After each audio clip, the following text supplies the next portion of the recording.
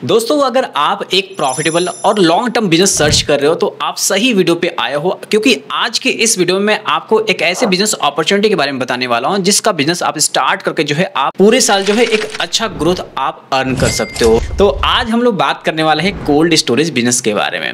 आपको पता है कि कोल्ड स्टोरेज का डिमांड काफ़ी तेज़ी से बढ़ रहा है अपने इंडिया में, क्योंकि ये चीज़ की जानकारी आपको होनी चाहिए कि आज के समय में कोल्ड स्टोरेज का डिमांड क्यों है। देखो, जितने भी फार्मर हैं वो अपने जो भी सब्जी या फल उगा रहे हैं उसको स्टोर करके रखने के लिए जो है कोल्ड स्टोरेज की रिक्वायरमेंट रहती है। कोल्ड स्टोरेज से क्या होता है, एक तो उसका जो भी आपके फल्स और फ्रूट होते हैं उनकी सेल्फ लाइफ बढ़ती है, और अगर आप स्टोरेज करके रखते हो तो आप कभी भी जो है उसको निकाल कर बेच सकते हो और उससे अच्छा पैसा कमा सकते हो। मैं आगे एग्जाम्पल लेके भी समझाऊंगा जिससे आपको पूरी अच्छी तरीके से समझ में आने वाला है। पर वीडियो में क्या क्या कवर करेंगे वो हम लोग समझ लेते हैं। कोल्ड स्टोरेज होता क्या है वो हम लोग देखेंगे, क्या इसमें लाइसेंस की जरूरत पड़ेगी, इसका मार्केट साइज क्या है, इन्वेस्टमेंट कितना लगने वाला, और आप कोल्ड स्टोरेज बिजनेस से कितना कमा सकते हो, और इसमें गवर्नमेंट की क्या क्या स्कीम है जिसके अंतर्गत जो है आप लोन लेके सब्सिडी भी अप टू 75% तक ले सकते हो। तो देखो, सबसे पहले यहाँ पे समझो, सपोज कि एक किसान जो है अपने खेत में बहुत सारे सब्जी उगा रहा है, चाहे वो आलू हो, प्याज हो, या किसी भी तरह का सब्जी हो सकता है, भिंडी भी हो सकता है, पटल भी हो सकता है। अब क्या होगा कि किसान जो सब्जी उगा रहा है उसको क्या करना पड़ेगा, जो उसका सब्जी हो रहा है उसको तुरंत तोड़ के मार्केट में बेचना पड़ेगा, और मार्केट में जो रेट चल रहा है उसी रेट पे जो है उसको बेचना पड़ेगा। यानी कि जो मंडी में रेट चल रहा है उसी मंडी के रेट में उसको बेचना पड़ेगा। आपको पता है कि अगर सप्लाई ज़्यादा हो जाता है और मार्केट में उसका उतना डिमांड नहीं रहता है तो क्या होता है, ऑटोमेटिक उसकी प्राइस गिरने लगती है ना। कभी कभी ऐसा भी होता है कि डिमांड भी है, सप्लाई भी भरपूर है, तो उस समय भी प्राइस गिर जाता है, जिससे कारण किसान को अपने सब्जियों को बहुत ही कम रेट में बेचना पड़ता है। मजबूरी है उसको बेचना, क्योंकि अगर ज़्यादा दिन तक वो सेव करके अपने पास रखेंगे ना तो उनकी सारी सब्जियां खराब हो जाएगी किसान की, उससे कुछ भी आमदनी नहीं हो पाती है। इसलिए किसान क्या करते हैं, जो मंडी में रेट मिल रहा है उसी रेट पे उसको बेच देते हैं।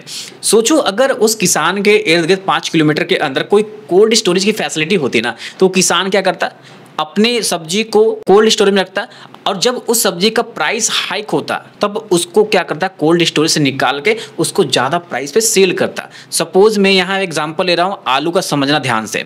एक किसान आलू उगा रहा है, अब क्या करें, अभी मार्केट में जो रेट चल रहा है वो क्या चल रहा है, 5 रुपये केजी चल रहा है। कितना चल रहा है, 5 रुपये केजी चल रहा है।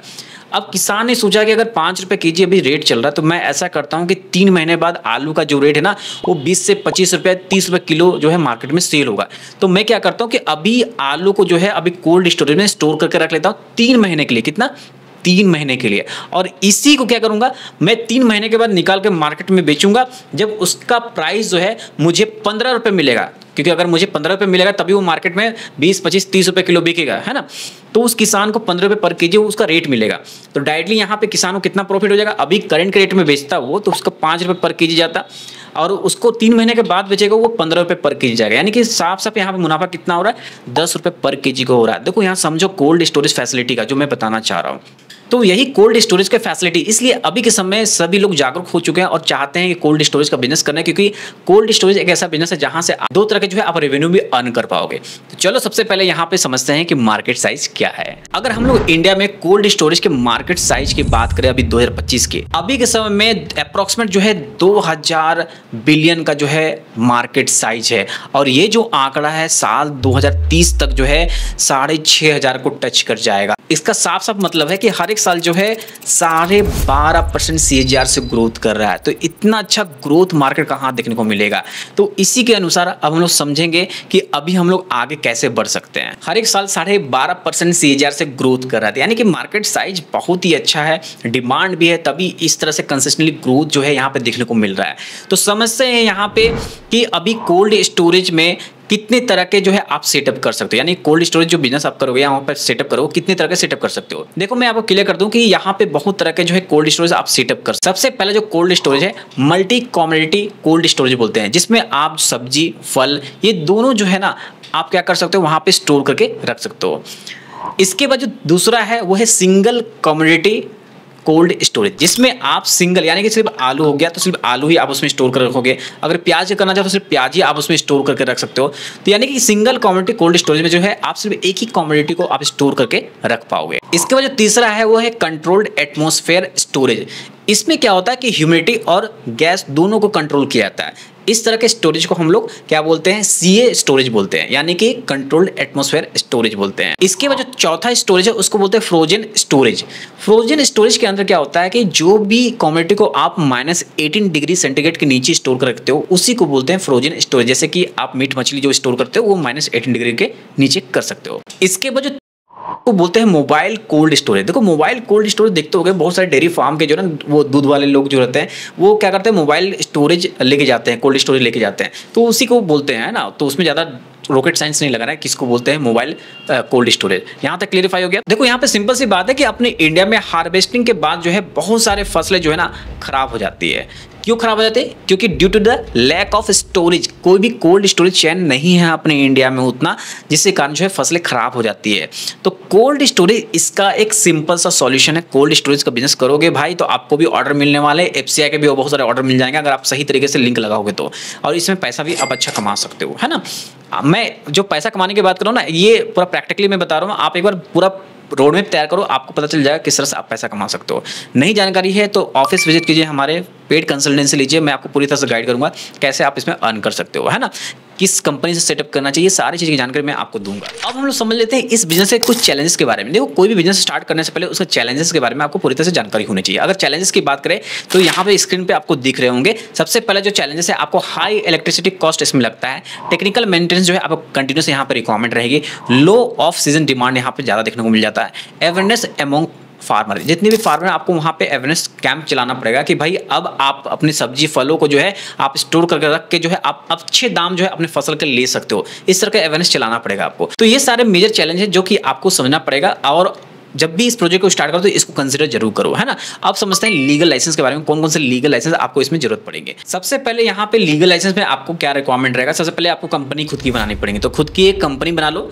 आप सोच रहे होगे कौन सी कंपनी सही हो, तो इसके लिए वाईएम ले लो, फाइनेंशियल सर्विस को कॉल कीजिए। हम लोग आपको पूरी तरह से गाइड करते हैं कि which company is good for you. अगर आप कोल्ड स्टोरेज ओपन करने जा रहे हो तो आपको सोल प्रोप्राइटरशिप बनाना चाहिए, एलएलपी बनाना चाहिए, प्राइवेट लिमिटेड बनाना चाहिए।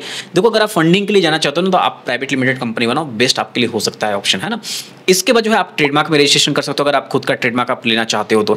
देन इसके बाद जो है आपको एक फैक्ट्री लाइसेंस लेना पड़ेगा, फसाई लाइसेंस लेना पड़ेगा, ट्रेड लाइसेंस लेना पड़ेगा, पॉल्यूशन बोर्ड से एनओसी लेना पड़ेगा, फायर सेफ्टी डिपार्टमेंट से एनओसी लेना पड़ेगा, इलेक्ट्रिसिटी लोड अप्रूवल आपको लेना पड़ेगा, लैंड यूज डिपार्टमेंट से भी जो है आपको अप्रूवल लेना पड़ेगा अगर आप जिस लोकेशन पे ओपन कर रहे हो अगर वो एग्रीकल्चर लैंड है तो। इसके अलावा जो है जो भी वेजिंग सर्टिफिकेट होता है उससे भी आपको यहाँ पे अप्रूवल लेना पड़ता है। तो ये सारे जो है मेजर लाइसेंस है जो कि आपको लेना अनिवार्य है अगर आप कोल्ड स्टोरेज का बिजनेस स्टार्ट करते हो तो। अब समझेंगे कि यहाँ पे क्या इन्वेस्टमेंट आ सकता है। इन्वेस्टमेंट डिपेंड करता है कि आप कितनी कैपेसिटी का जो है आप यहाँ पे कोल्ड स्टोरेज लगाना चाहते हो। तो यहाँ पे अगर जो लोग गवर्नमेंट के नॉर्म्स के अकॉर्डिंग करना चाहते हो, जिसको चाहिए बेनिफिट्स गवर्नमेंट के सब्सिडी का, तो उसी के अकॉर्डिंग जो है उनका कैपेसिटी मेंशन है उसके अकॉर्डिंग ही आपको अपना सेटअप करना पड़ेगा।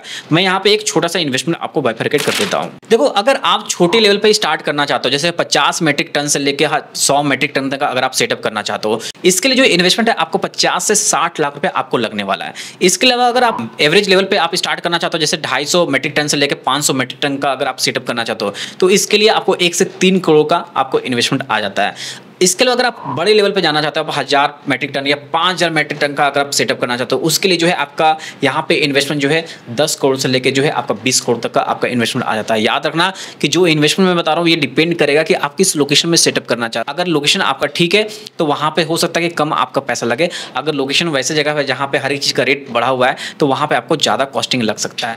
तो ये एक जो है मैंने छोटा एक इन्वेस्टमेंट बता दिया। अब यहाँ पे हम लोग समझेंगे कि आप इसमें जो है किस तरह के रेवेन्यू मॉडल पे काम करके आप पैसा कमा सकते हो। यहाँ पे कोल्ड स्टोरेज बिजनेस से आप 2 तरह के रेवेन्यू मॉडल अर्न कर सकते हो। सबसे पहले जो है यहाँ पे रेंटल सर्विस आप दे सकते हो। रेंटल किस चीज का? आप रेंटल स्टोरेज का आप सर्विस दे सकते हो।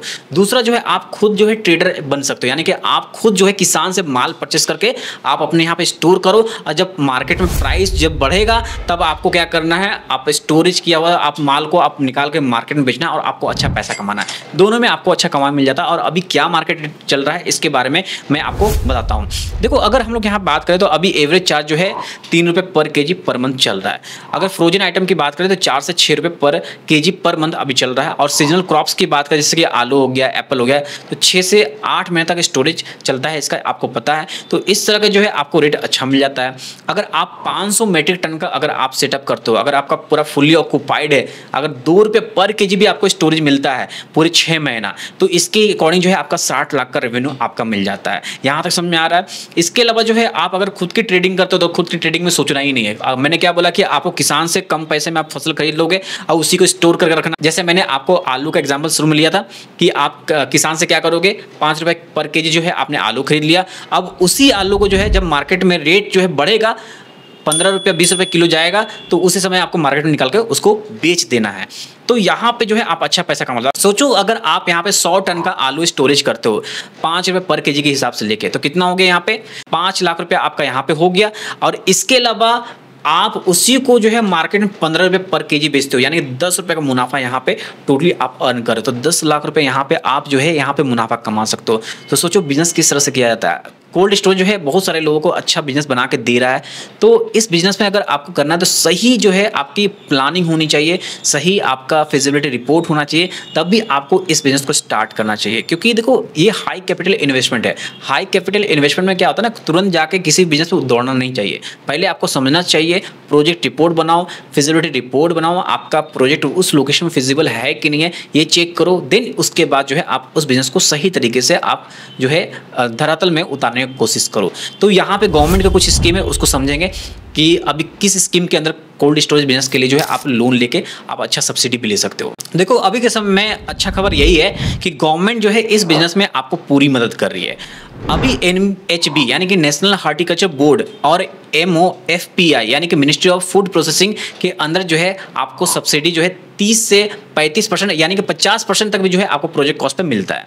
इस बात का ध्यान रखना, यानी कि 35 से 50% तक आपको प्रोजेक्ट कॉस्ट पे मिल जाएगा। आपको यहाँ पे जो स्कीम है इसके अंतर्गत वो है नाबार्ड, इसके बाद जो है एग्रीकल्चर इंफ्रास्ट्रक्चर फंड यानी कि AIF, इसके अलावा जो है PMFME स्कीम। तो मैंने ये तीनों योजनाओं के जो वीडियो है ना, मैंने YMW फाइनेंशियल सर्विस बना दिया है। जिन लोगों को चाहिए कि ये क्या क्या स्कीम है, कितना इसमें आपका सब्सिडी मिल सकता है, वो जाके YMW फाइनेंशियल सर्विसेज का वीडियो जरूर चेक कीजिए। वहाँ पे डिटेल वीडियो बना हुआ है और इसमें आपको अच्छी जानकारी देखने को मिल जाती है। तो यहाँ पे उम्मीद करता हूँ कि आपको पूरा समझ में आया होगा कि कोल्ड स्टोरेज का बिजनेस कैसे स्टार्ट कर सकते हैं। अगर नहीं भी समझ में आया तो कमेंट करना और आप पेड कंसल्टेंसी ले सकते हो। मैं डेफिनेटली आपको पूरी गाइड करूँगा। आपको ये भी गाइड करूँगा किससे आपको अपना पूरा सेटअप करवाना है, कहाँ से मशीन आएगी, कैसे लीगल लाइसेंस क्लियर होगा, कैसे प्रोजेक्ट रिपोर्ट तैयार होगा। ये सारी चीज़ में जो है हम लोग पूरी तरह से मदद करने वाले हैं। तो जल्दी जाइए और दिए गए नंबर पे कॉल कीजिए और यहाँ पे कमेंट भी कर सकते हैं। वीडियो को लाइक भी कीजिएगा, शेयर भी कीजिएगा, चैनल को सब्सक्राइब भी कीजिएगा, क्योंकि आपको पता है ये नया चैनल है, इसको ग्रोथ करना है। तो ग्रोथ करने के लिए आप लोगों को सपोर्ट चाहिए। डेफिनेटली आप लोग सपोर्ट करोगे तो ऑब्वियसली हम लोग इसमें अच्छा खासा जो है सब्सक्राइबर गेन कर सकते हैं।